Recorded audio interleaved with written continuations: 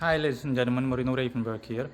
As you can see from the header, this title is going to be about my experiences with necromancy as a beginner, and specifically necromancy regarding the type of necromancy being E.V.P. This is just something to keep in mind in a general sense. I had experience with this, this was 4 years ago in 2014. I was just stuck in a rut, and I thought, let me experiment with E.V.P.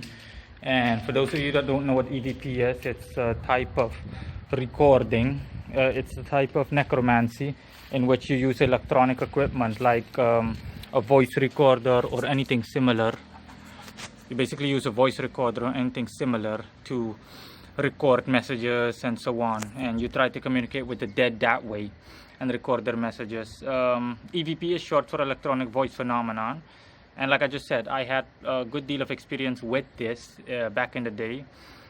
This is I think the simplest of ways in communicating with the dead. It might be one of the simplest occult techniques that you'll ever come across. You don't need any experience, nothing. This is basically like occultism for amateurs, absolute beginners. You don't need any experience, no knowledge, nothing. It's basically just recording, and you need to do the rest. You just need to focus. That's all. Like I stated, and yeah, sorry, I had to swipe that temperature thing away, huh? Yeah, and as the rest of the information is in the article. I'm just gonna share some of my experiences with you. That was back in the day, and when I still lived in that one-bedroom apartment. And yeah, at certain peak moments, I did get some relatively good results based on the fact that I didn't have any experience whatsoever. Nothing. The drawback is that it's incredibly impractical. Okay, it's like it's like calling someone and being unable to hear what that person is saying because of static, and only picking up a few words regarding that person's message. I had a couple of things. I had a guy that said sonte, and sonte means evening in a language, in some language. I don't know if it's Spanish or Portuguese or Italian or something. I looked up what sonte meant, and sonte meant evening. And I also had a person speaking Spanish, sounded like a Mexican guy, that said no esta me quiero, as in I don't want this, or esta me quiero, I do want this. I also had female laughter. I had a bunch of things. Those are just to list some of the examples that I had in successful communicating. What I just basically did is that I started recording, and I used white noise. You can decide whether you want to use white noise or not. You can just decide what you want to use, whether you want to use white noise or whether you just want to go in and record in a neutral fashion. Okay, let's just say a neutral way without any recording or background noise whatsoever. But I already list the reason for that in the article. It's better recommended. It is a better idea in generally speaking, that you use white noise, because the dead basically need some kind of noise so that their voices materialize. So I'm sorry, startled me a bit. It was a bird just now. A bird was sitting on the air conditioner handle. Yeah, so that's basically it in terms of what is the most recommended or the best recommended. Let's see, what else can I tell you? I recorded a couple of things, and I did try a couple of times without any white noise, because I had difficulty hearing what people were saying. I mean, you really need to strain yourself at some point. I even used professional audio editing software to amplify the sound significantly and to slow down portions, and that's how I managed to decipher. Basically, I managed to pick up the messages. If you were to just listen with headphones, then you'll also pick up on it, but it's going to be mumbling. I also tried with a fan, and it's like when you were a kid. Some people do that when they're kids. You know, you basically talk in the fan, and then you hear kind of like a robotic voice. And that's what I had. I just turned on the ventilator, my fan in my bedroom, and I just started recording after giving my address, after addressing the dead basically, that I want to communicate with them, and after focusing and envisioning the dead all around me. That's what you just need to do. You just need to focus really on, hey, I want to communicate with the dead, and just imagine that they're all around you. Feel them around you, hear them around you, and everything. and that is what you'll get. And I tried that, and let me see. I tried that, and I did hear those robotic voices after recording, and I was like, oh, okay. But the drawback is that you're unable to make out what they're saying whatsoever.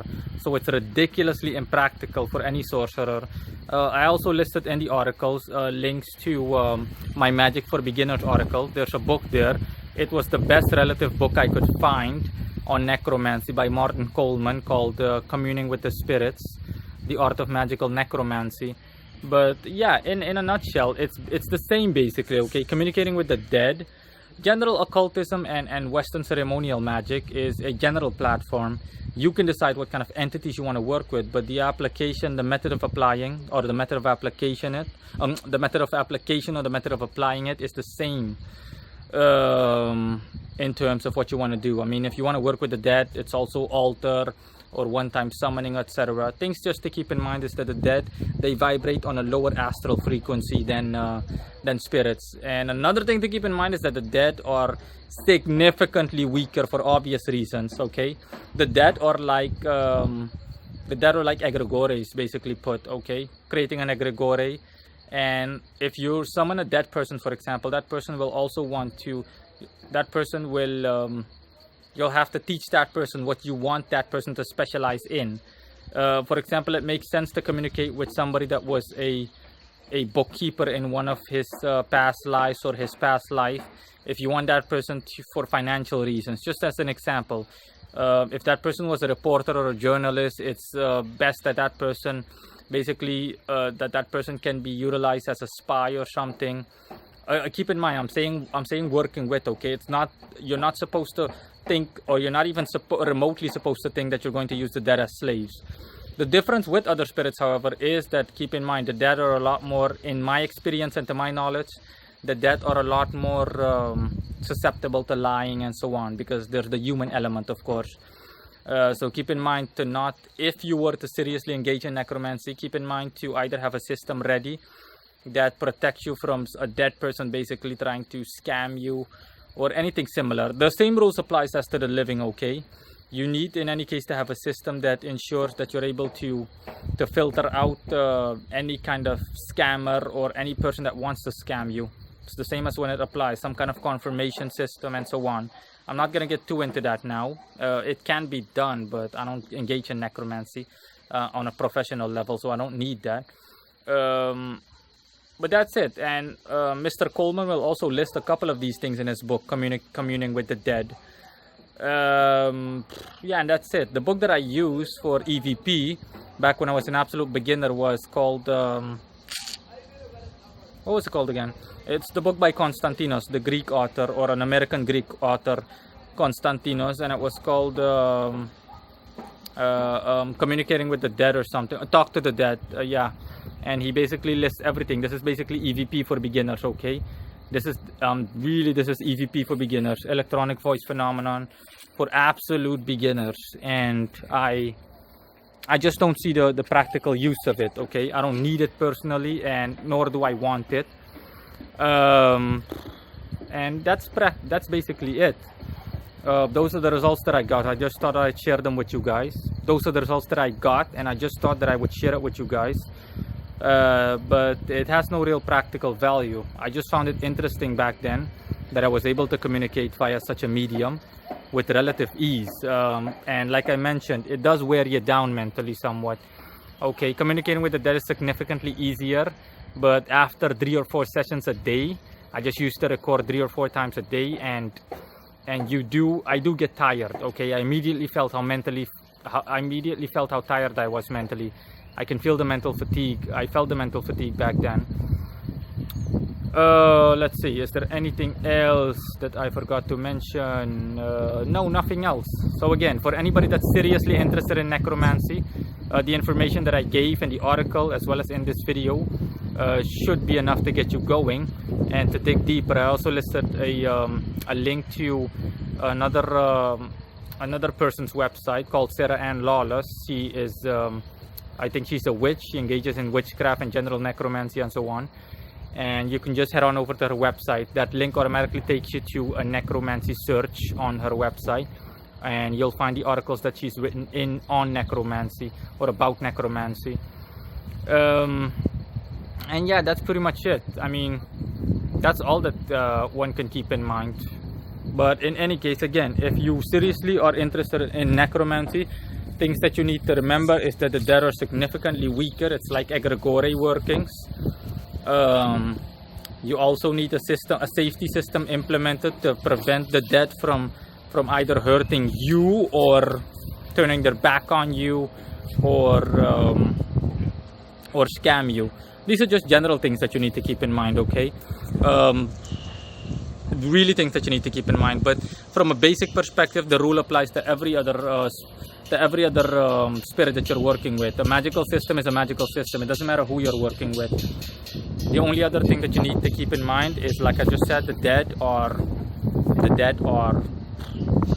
significantly weaker. One of the reasons that I don't want to work with them. Benefit is that it's a lot easier to connect with them and to work with them, and they're also a lot easier in the way of resources, as far as I know. And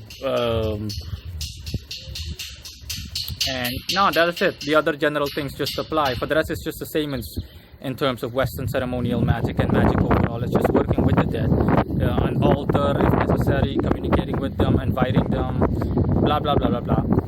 One of the things that I disagreed with too is that Martin Coleman, in his book, he stated that you're basically supposed to work with ancestors. In his book, he's basically forcing you as a reader, if you're seriously interested, to work with ancestors. Because he basically states that if you can't work with an ancestor, or if you don't have an ancestor, then forget about it. And I was like, nah, bullshit. I don't agree with that at all. It is completely possible to work with ancestor, or to work with anybody else as an ancestor. The way you'd basically go about it is to simply invite any dead person that is willing to help you out in such an endeavor. But again, you'd have to be watchful of any malefic dead people that want to scam you or just want to behave like a parasite and to leech off of you and related other related matters. These are just things that you need to keep in mind. And that's practically it. That's practically it. But it's not required to only work with ancestors. You're not supposed to just work with ancestors. I mean, come on. If you don't have any ancestor that you like, or you don't have any family members dead family members that are willing to help you, then you can invite any neutral dead person to work with you, but under the right circumstances. Again, it's like driving a car. There are always risks involved, but all those risks can be minimized as long as you do everything correctly and you have a safety net or a backup plan to prevent anything disastrous from happening. Then yeah, it shouldn't be a problem. Those are the benefits basically and the drawbacks of necromancy.